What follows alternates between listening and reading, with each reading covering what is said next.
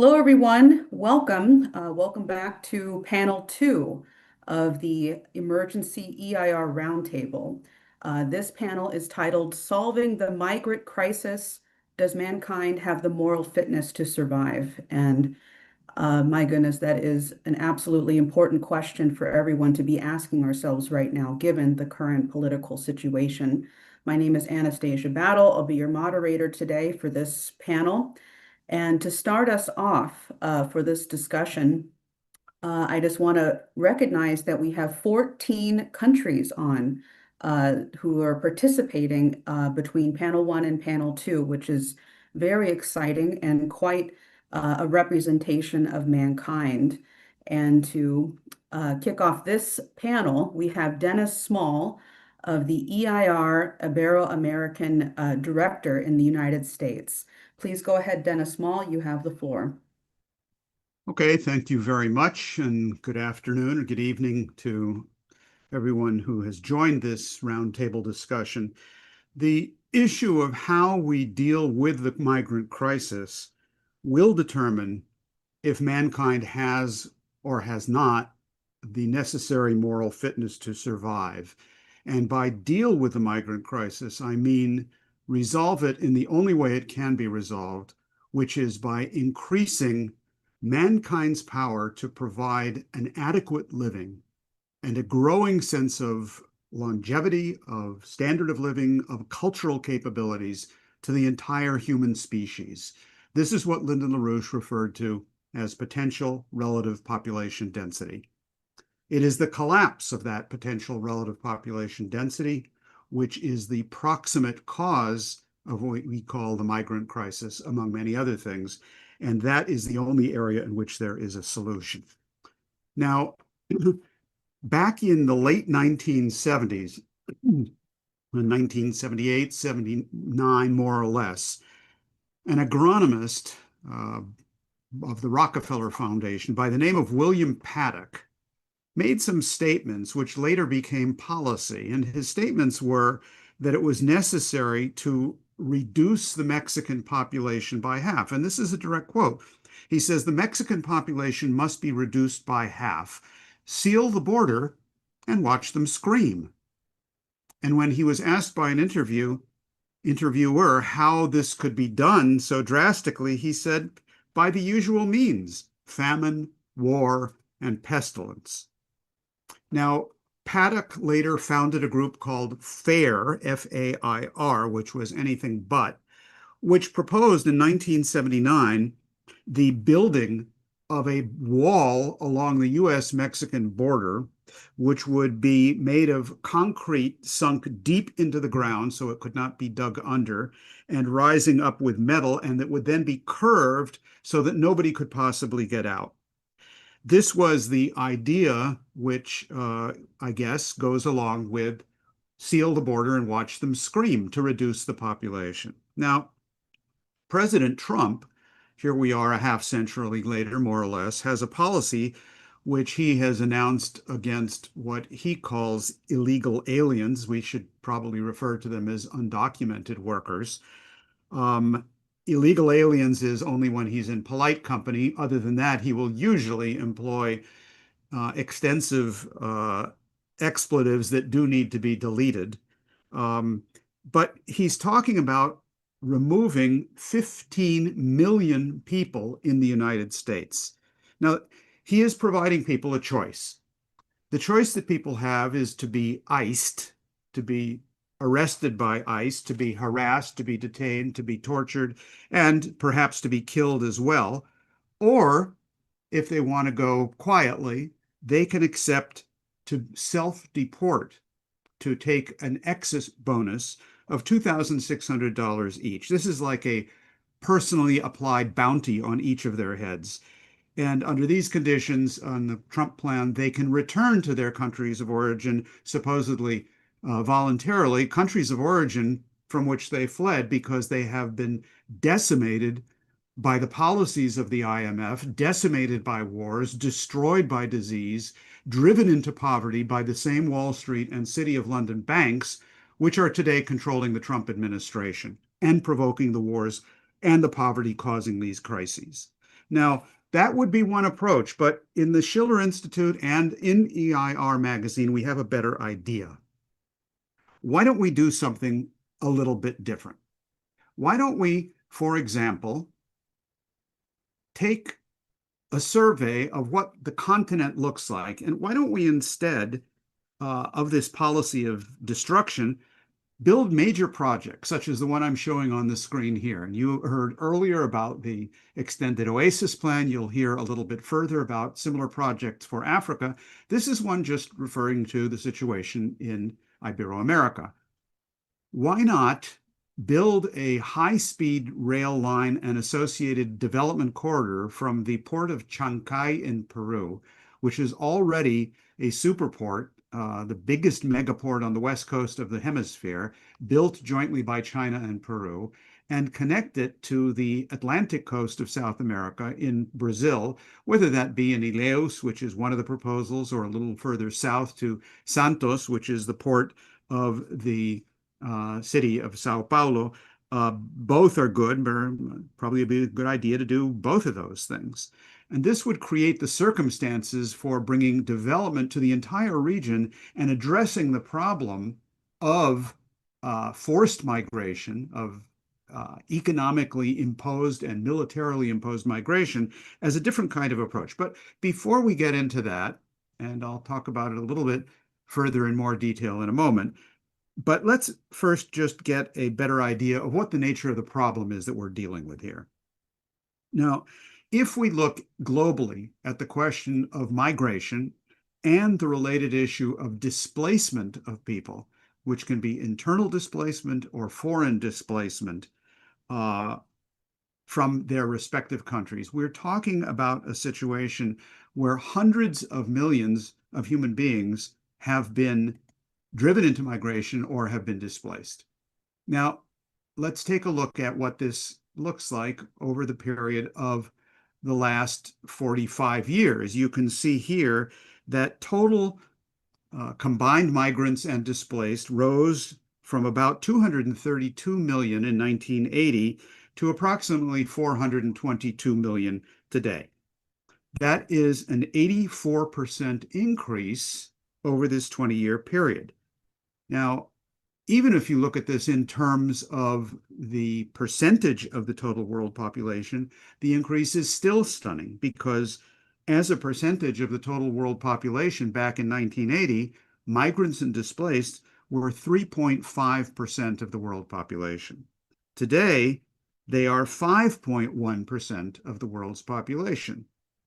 That's about a 46% increase as a percentage of the population of this devastated sector of the portion of our human species. This is 5% of the human species living on this planet have been driven into conditions which are not worthy of the dignity of man. And that is the simple fact of the matter. And to the degree to which we tolerate this, and most especially the wars and economic devastation which are producing this, we will not have the requirements, the moral fitness to survive. Now, where this is coming from, you can pretty much guess. The major countries are Afghanistan, destroyed by war, Syria, destroyed by war, Venezuela, destroyed first by economic sanctions, now by a military invasion and takeover, Ukraine, destroyed by war, Sudan and South Sudan, destroyed by economic conditions imposed by the City of London and Wall Street and war.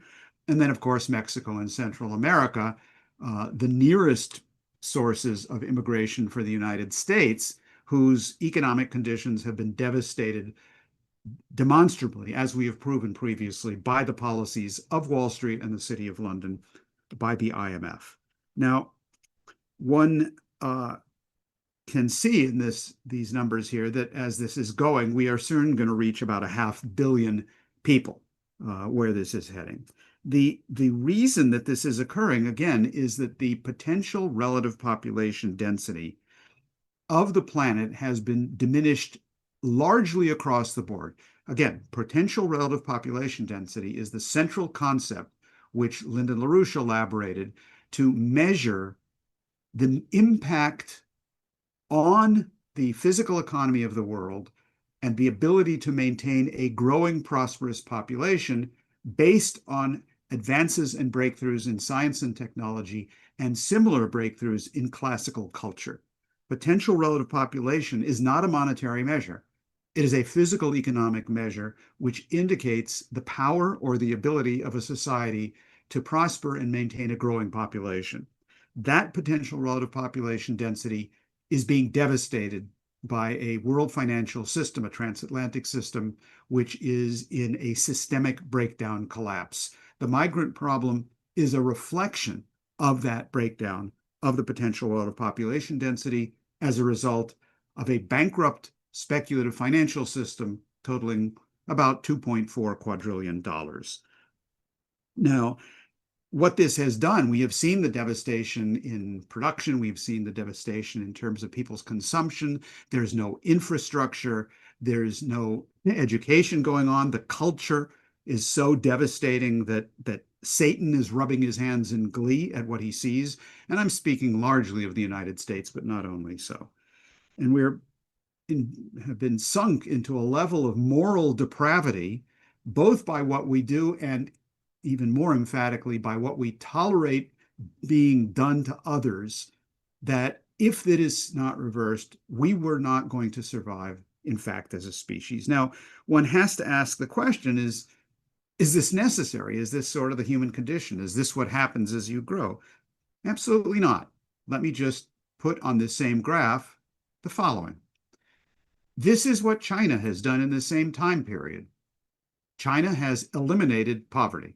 It has reduced the number of poor people by about 850 million people in a period of 40 years, 45 years. It was done by developing the productive powers of labor, by developing the infrastructure, by creating jobs, by focusing on productivity and not on speculation. Now, yes, we're measuring different things here. One is the number of world migrants and displaced, and the other is the number of poor in China. But my purpose in putting these on the same graph is that each of them is a reflection of whether or not mankind is managing to increase its potential relative population density. In China, they are doing that. In the transatlantic sector, we are not.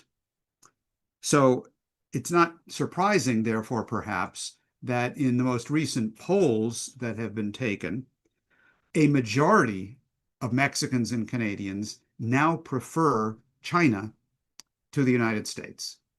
And this is not a preference, I'm sure, over language or food or soccer teams or whatever, anything of that sort. It's straightforward.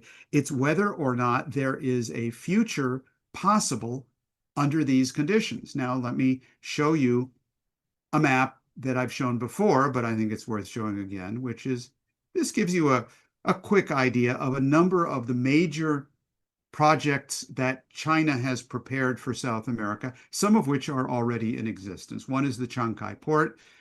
They have also developed helped Bolivia develop the Mutun iron ore deposits into not just developing the iron ore, but actually producing steel for the first time in Bolivia's history.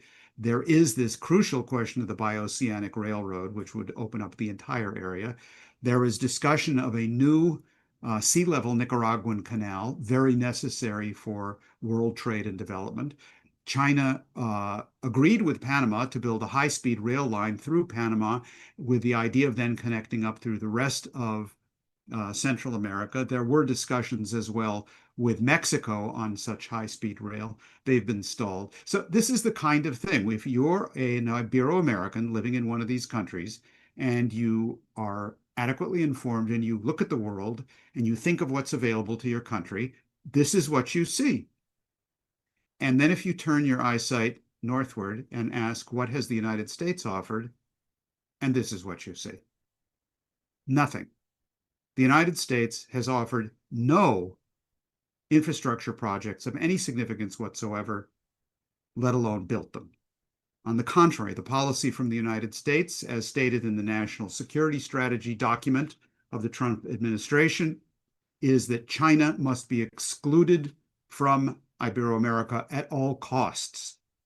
And if this means overthrowing the government of Venezuela and making a coup d'etat and kidnapping its president, so be it.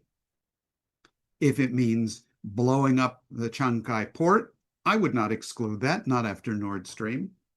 If it means stopping the bioceanic corridor, they are very actively involved in trying to prevent the re-election of the Lula government in Brazil, because Lula is committed to these kinds of development projects and because Brazil is a member of the BRICS and a leading force internationally for infrastructure and development to put an end to poverty. So this is the kind of situation that we're dealing with. Now, let me conclude by just turning back to the question of the bioceanic corridor, which I showed on the screen before, to just give you some idea. Look, railroads are crucial not to get from point A to point B. I mean, that's good too. Sometimes you have to go from A to B, but it's crucial for opening up a new technology platform over an entire area of development. This is what the United States did with the Transcontinental Railroad under Abraham Lincoln, completed in the mid-19th century. The total length of that railroad was 1,900 miles, give or take. And that was absolutely critical to the growth, industrialization, and technological advance of the United States of America. A little bit later, the Trans-Siberian Railroad was built across Russia, largely inspired by the economic policies of Lincoln, of the American system. And that was a railroad of 5,700 miles, a whole lot bigger, but this was the policies of Witte and others, which again opened up the entire area to broader development. It is now time to do the same thing, even a century or two later, in South America, in Iberoamerica. The bioceanic corridor, which we're showing here, would be 2,800 miles long, approximately. It is estimated that it would take about 1 decade to build. Faster if it's done with Chinese, not just technology, but Chinese timing. The Chinese do things fast, and this is absolutely possible. The estimated cost would be in the range of $80 billion, maybe 1/10 of the United States military financial budget every year. This is estimated to create approximately 1 million direct jobs inside Brazil alone to build this railroad. It's a real challenge. You've got to go through the Amazon region, and then you've got to cross the Andes. They're very high to then get over into Peru. But the multiplier effects that this will have, not only on employment, but on productivity overall, are almost inestimable. One could easily calculate that approximately another 2 to 3 million indirect jobs would be created as part of this. And again, the crucial question is the kind of optimism that this project will unleash, as it already has in Peru with the Changsha port, which creates in the population a sense that it is possible. There is a reason to educate their children, educate themselves, develop their skills, to contribute to the advancement and well-being of their nations as part of a broadly developing humanity as a whole. And that is the objective. That is the way in which we can address the migrant problem. It is, of course, necessary to treat them with humanity and stop this insanity of the Paddock Plan, which the Trump administration is implementing, or similar policies in Europe. There is no question about that. But the problem will not be solved unless and until we drastically increase the potential relative population density of our species. And that will require putting the financial bubble of Wall Street and the City of London, all $2.4 quadrillion of it, where it belongs, on trial, frozen, and with those responsible for it paying the price through a justice system that, as under the Roosevelt period, would put guilty bankers in jail. Now, I want to offer listeners now a brief selection from an interview which I conducted back on July 24th, just a week ago, with Celso Amorim in Brazil. Celso Amorim is the special advisor to President Lula. He was the foreign minister of Brazil in Lula's first two terms of office. He was then the defense minister under Dilma Rousseff, and he is today, again, as I said, the special advisor. We discussed many of these themes that I've mentioned here, and I would like to share about a 5-minute excerpt of that discussion with all of you today. But what we see today is that so many points in which war is going on, and how much that makes the continuation of development so difficult. For instance, in our case, the price of oil, the price of fertilizer, I'm just mentioning one. I could mention also food for Africa. The money that goes to the budget of defense normally is not taken out of some internal thing. It may be also, but it's also mostly taken away from development cooperation. Even today, we are discussing how the abandonment of South Africa by the United States, USA, as they say in English, I think. The termination of the end of his aid, how much that have reflected in the health and the health institutions of South Africa. So, I mean, in that respect, why? Because the money is all going to some kind of war, even if it's between third countries. But anyway, the participation is very strong. And then when someone asks me, how do you see the future? This was still before Lula was re-elected for the third mandate.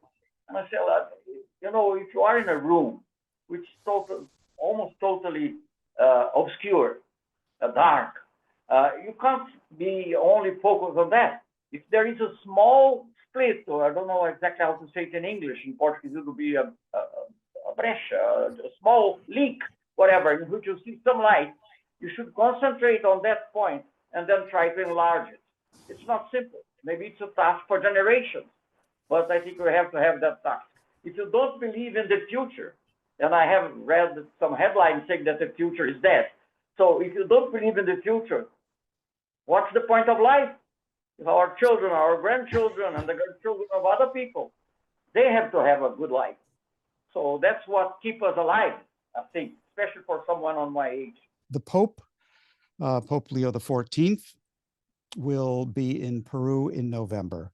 What can you say about your view, your thinking of the visit of the Pope and the importance of this for Brazil and the entire region? The Pope is inspired by the Holy Spirit, so it's not up to me to make any judgment. But I have great sympathy for everything that Pope has already said on several subjects, on artificial intelligence, many other subjects as well. I mean, always stressing the human side and the need to respect.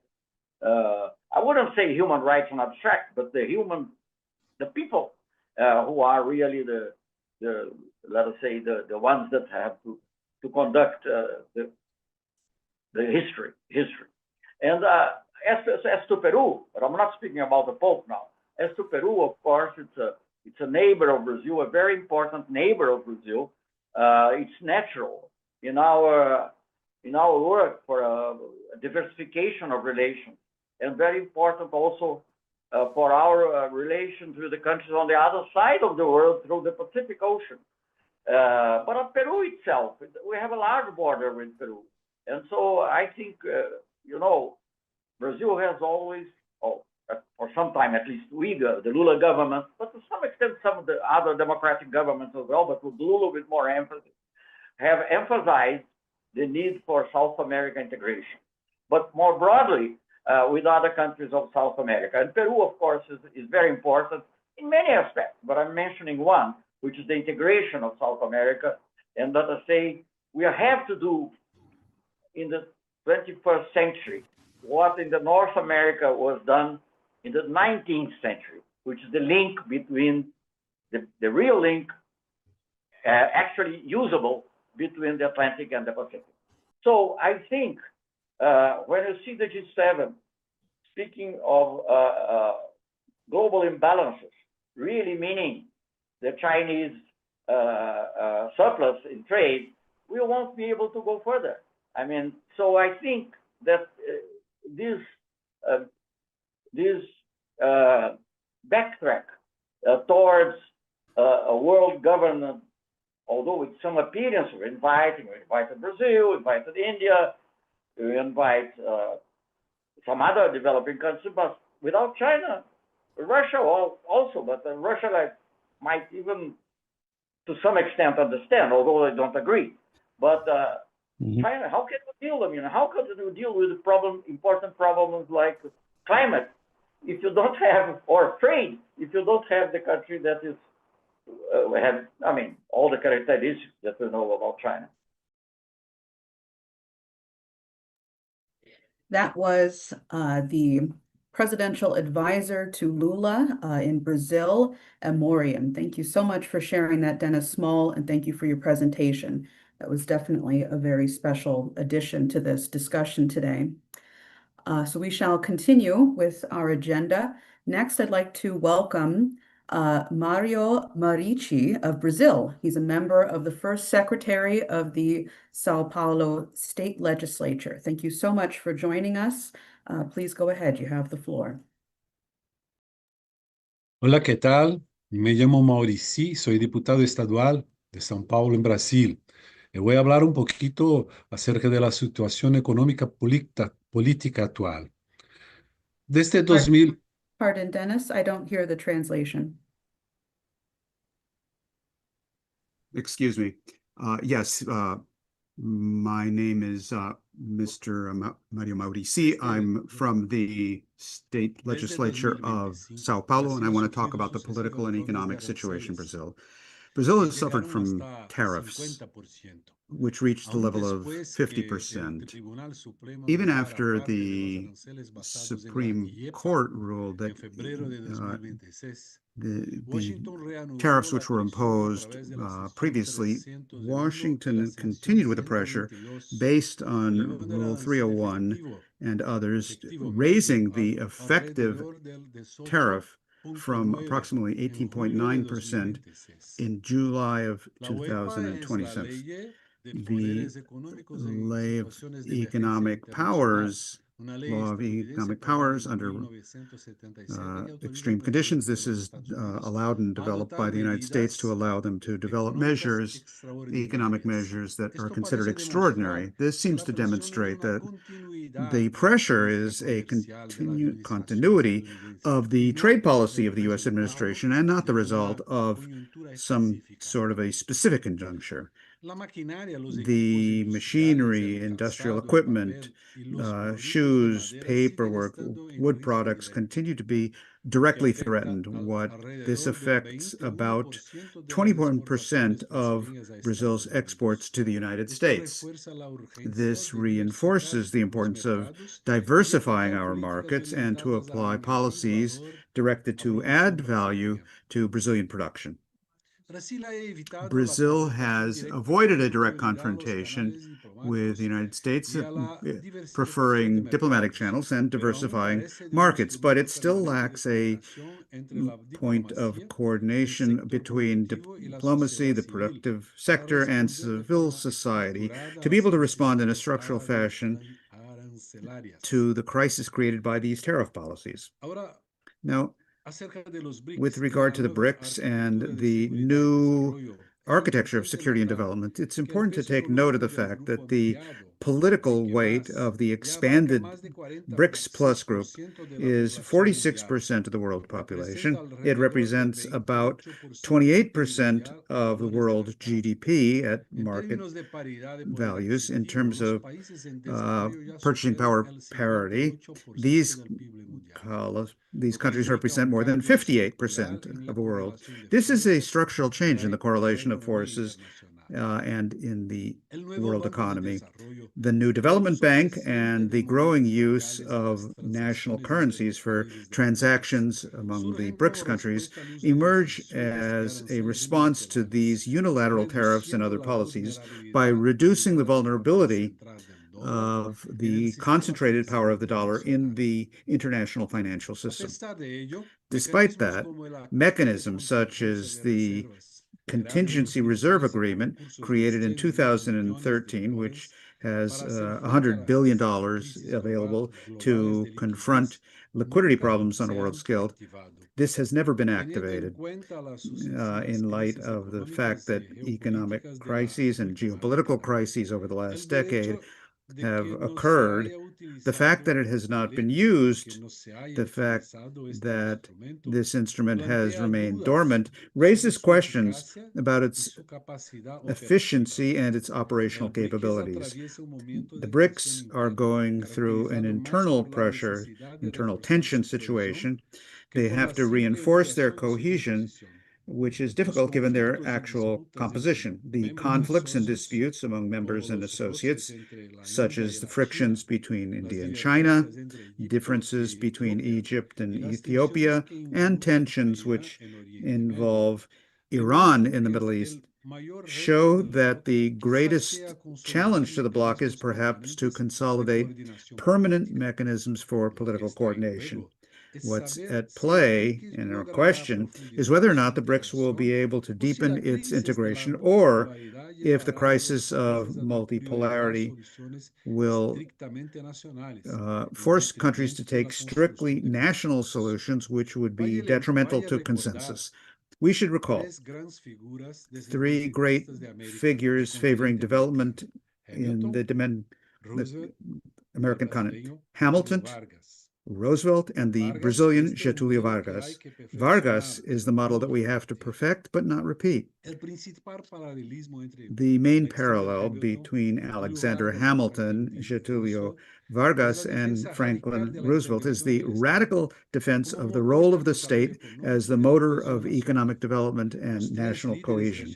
The three leaders rejected free trade economics and wanted instead to build a strong economy based on centralized planning, strengthening industry, and defending social laws. Alexander Hamilton, as the first Treasury Secretary of the United States, defended that the central government should assume a role of protecting incipient industry in the United States with tariffs against foreign imports.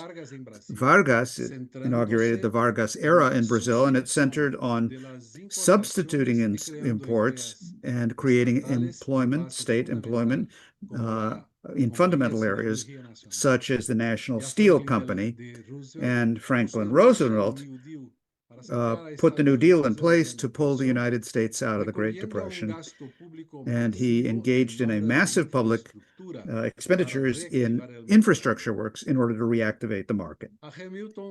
Hamilton, his objective was to consolidate an economic and industrial elite which was loyal to central government and build its own credit system. Vargas strengthened labor laws, minimum salaries, and social defense measures, tying working force to the state as well. Roosevelt created the Social Security in the United States and laws that protect trade union rights, such as the Wagner Act, and defending that class of workers. Roosevelt and Vargas both had very long terms of office during the Great Depression and World War II. These extraordinary circumstances required a leading role of the state and a greater concentration of political power under, however, institutional frameworks that were profoundly different one from the other. The main difference between the two lies in the preservation of laws, institutions of democratic government. Roosevelt governed under constitutional democracy of the United States, maintaining the functioning of the Congress, the judiciary, and of the Constitution, although he was reelected for 4 different terms, given the extraordinary nature of the period. Vargas, on the contrary, he established the new state, he dissolved the National Congress, he suppressed political parties, and he governed by decree and established an authoritarian regime characterized by censorship and control of the press through the state's press department. Roosevelt got to government through a vote in a consolidated democracy, and he tried to implement his reforms through negotiations with Congress, the free trade unions, and other organized sectors of society. Vargas got to office based on the 1930 revolution. He established a centralized relationship with the trade union movement. Although he did increase labor rights significantly, these advances were a result of, or maintained under a strong state control, and that limited the autonomy of the trade unions. Under Getúlio Vargas, the Brazilian government was based as well on Brazil's military support for the Allies during World War II. So we're talking about a protectionism which had a geopolitical aspect as well. And in that, obtaining financing for our national steel company was tied to strategic alignment with the United States. And to reproduce this model today would mean to link Brazil to the current U.S. conflicts, such as Ukraine, Taiwan, Iran, and the pressures on Venezuela, which is something quite incompatible with Brazil's diplomatic tradition and with the defense of its national autonomy. What is still valid in the Roosevelt-Vargas period is that the process of industrialization require a state which is capable of coordinating strategic investments, finance structures, and push for productive development. Institutions today, such as the Plans for Transformation and Economic Development in Brazil, are part of this developmentalist approach without requiring any kind of foreign military tutelage. At the same time, it is necessary to reflect on how to maintain this project in an international context, which is characterized by what many people call the Trump corollary to the Monroe Doctrine, which is characterized by a greater U.S. unilateralism, growth of tariffs, economic sanctions, and political pressure on countries that are considered strategic. Instead of depending on a single power center, the development of joint companies working together on projects, and also collaborating with China and the BRICS and other international partners could reinforce the need for development of infrastructure, railroads, clean energy, agricultural mechanization, and technological innovation. We're talking about modernizing the productive structure of Brazil while preserving a strategic autonomy for our country.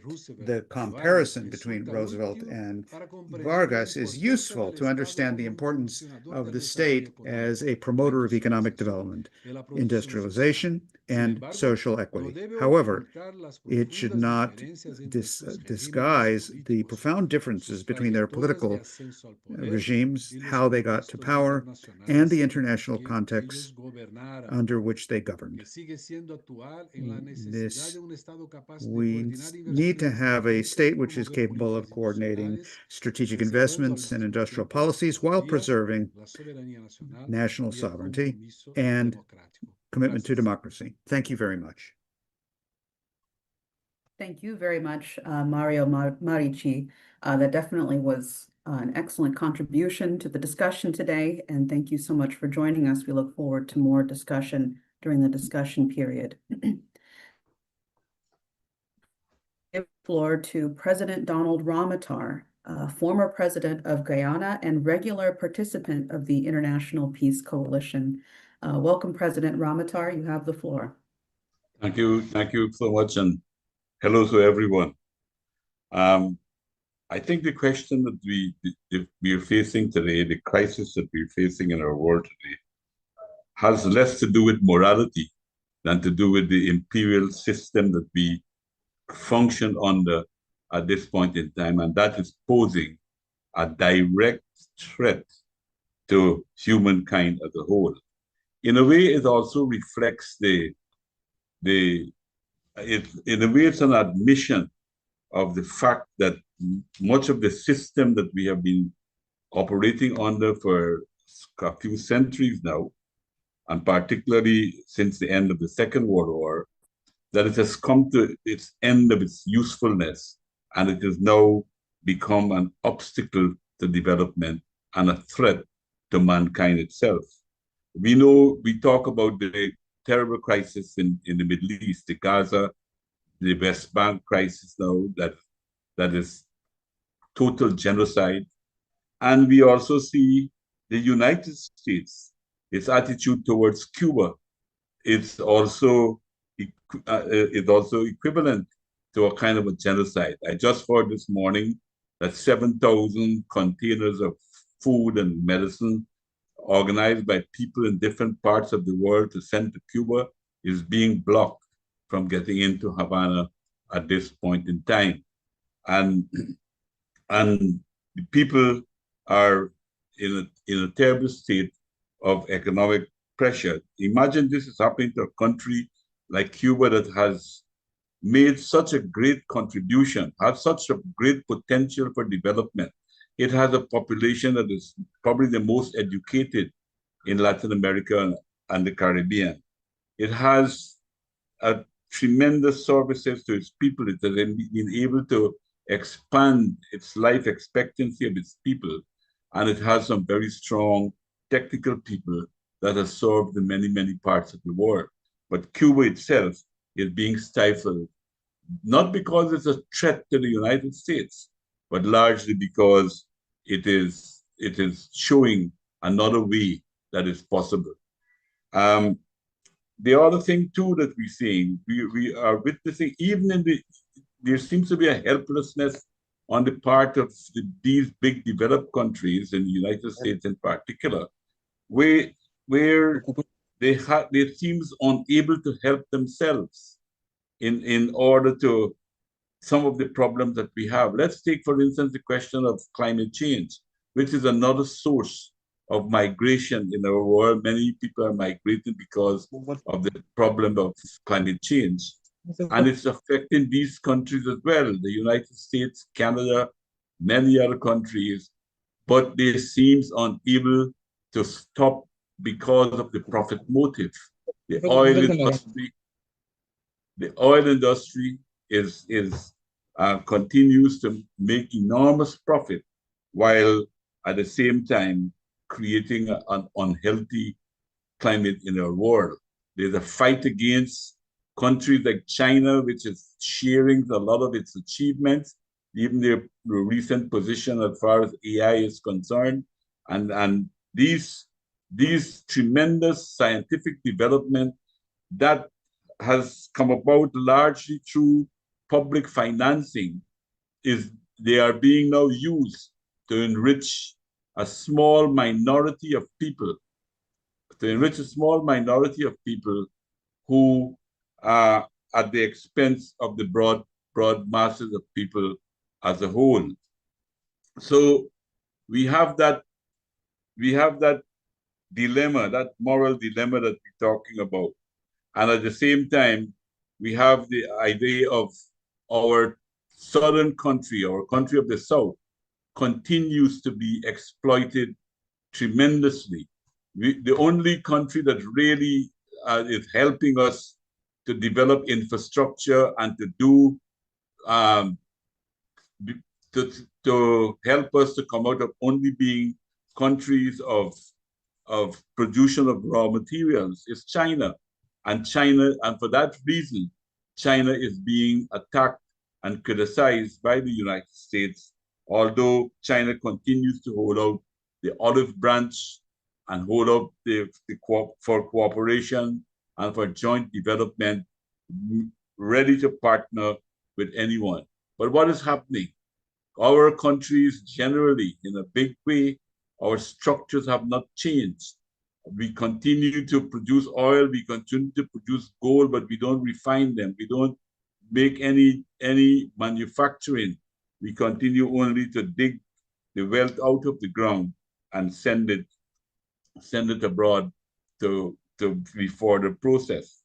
So that is some of the difficulties that we have. And while the price in many cases, particularly for our agricultural products, continue to decline, the price for importation of machinery and equipment are constantly on the rise. I just wanted to make those points at this point in time, and before I talk a little bit about the specific issues about the Caribbean. The migration in the Caribbean, migration into the Caribbean and out of the Caribbean has a long history. In the first instance, it has been because the large part of the population of the Caribbean has been the descendants of slaves from Africa who were brought to this part of the world definitely by force in order to build the Americans, to work free labor for the Americans. There's a large other part of the population from India and from other Asian countries that came here as indentured servants, just slightly different from slavery itself. And that population is now the dominant force within the region. The main difference is that unlike North and South America, the region is not seen as a place for the colonial masters to live at. The migration of the Europeans were temporary. They did not come here to see this Caribbean as a place where they can live. And that is why many of them we had absentee landlords on the plantation, absentee owners, and they were hiring people from their own countries as managers to manage their equipment, their business here for us. That is why we don't have a large European kind of population that you will have in South America, where you had a migration of Europeans going there and people going there particularly to live. The other factor to note is about in the early migration to the region is that it was accompanied by genocide. A lot of the native Indian population, which we call Indians, cannot be now found in any of the Caribbean islands. The only place that they have survived is Guyana and Suriname, which is on the continent, and which they have some difficult terrain that they could not have been killed, and a small amount in Dominica, the island of Dominica, which is a very rugged island that has helped to protect them. Migration from the region, going out of the region, really began after the end of the Second World War, at a time when there was a shortage of labor in Europe, particularly for the West Indies, for the English-speaking Caribbean in particular. It was to help in the reconstruction of the United Kingdom, and that is how the first wave of migrants went to Europe, not by force, but by invitation. And unfortunately, nowadays, they are being sent back. Many of them are being sent back by force. And that started a process, because when families were being reunited, they tend to reunite where the conditions, the economic conditions were better. So we had forced an invited migration, and this other part of the migration began to accelerate in the 1950s and 1960s, and that we will call them more economic migrants. The trend experienced the rise and fall correlating with the socioeconomic conditions in the developed countries. When the economic situation is good in some of those countries, the cyclical problems, then we got people going and migrate, many from the region and from the Caribbean. We went to cut cane in Louisiana and to work as farm laborers in other places. And when things are bad, we are sent back and we are exiled from those countries. The migration, though, had another aspect that is still affecting us, our development in a great way. We have what is called a brain drain in our societies now. For instance, in my own country, Guyana, 70% of the university graduates from Guyana have migrated to North America, mainly Canada and the United States, to a lesser extent, the United Kingdom. And that varies. I think Guyana is probably one of the more extreme places, but in some of the other Caribbean countries, the situation is also tough, where a lot of our best brains are snatched up. Even when government provides scholarship for students to study, at the end of their period, they are actually encouraged to stay on into the region, where they are robbed, not able to provide the services to the region that is needed. And that is largely because of the fact that we have remained to be producers of raw materials, and opportunities abroad seems to be much better. But now we find the trend where our countries are being forced to accept criminals from the United States, from various parts of the world, and that's the new kind of migration that we're fighting for. So I was saying that part of the reason for the migration is the system itself that creates and recreates economic crises in our country. Let's take, for instance, the debt crisis of the 1980s, 1970s, and 1980s, the huge debt crisis that we had, and where we were fighting and talking about debt relief and debt forgiveness and so forth. But right now, the debts of the countries of the South is greater than what it was in the 1990s when it was at its height. So the system itself is recreating these things. And what we need to do is to change the system, to look at different models. We've seen, for instance, we talk about what a model that is proving to be extremely successful is the Chinese model that has been helping with a lot of areas. And we are also seeing that because of this system, that it is destroying international institutions like the United Nations, International Criminal Court, international, and all the international, the WTO, all of these organizations are being destroyed because whenever it does not suit the United States and some of its closest allies, they are being deliberately destroyed. And they don't talk then about law governed and rules governed relations. And that is what is happening in our society today. So I think that we have to, apart from talking about the moral problems in this society, I think we have to move and see what we can do to fight against this system that is pushing our country into greater and greater wars, military spending, the contribution of the wars towards environmental disasters, the human suffering that it is creating, and the waste of resources, not only in the building of arms and armaments, but the destruction of look at what is happening in Lebanon today, one of the oldest markets in the world. It's a human treasure that is being so destroyed by wars and so forth. And I think I agree with the fundamental principle of the Schiller Institute that these things are also linked to the economic development and the need for bold initiatives, like the initiative that is being proposed by Schiller Institute, and like the initiative that China is also pushing at different parts of the world to create a more united world, so that the ingenuity of humanity and the resources of our world can be used, can be distributed in a fairer way, and where all of us can have a prosperous and a safe life. Thank you for your attention. Thank you very much, President Ramatar, for your contributions to this discussion today. They're definitely very heartfelt and meaningful, given the situation.